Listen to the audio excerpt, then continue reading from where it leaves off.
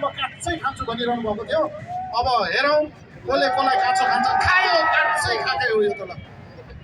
फेरि अर्को प्रहार अजिङ्गरबाट दुवैजना एकदमै अनुभवी खेलाडीहरू हुनुहुन्छ नेपालको राष्ट्रिय खेलाडीहरू प्रहारमाथि प्रहार अजिङ्गरबाट फेरि नाइस ब्याक बडी स्ल्याम हामीले देख्न सक्छौँ अजिङ्गरले लिजार्ड किङलाई पछाडि फालेको छ र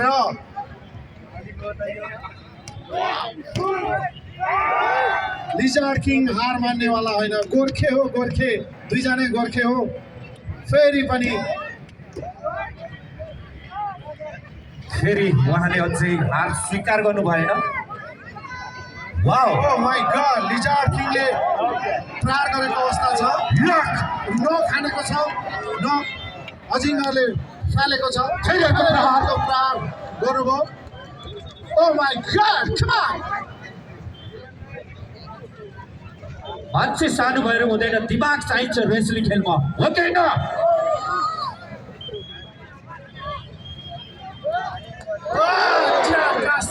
नाइस प्रहार थियो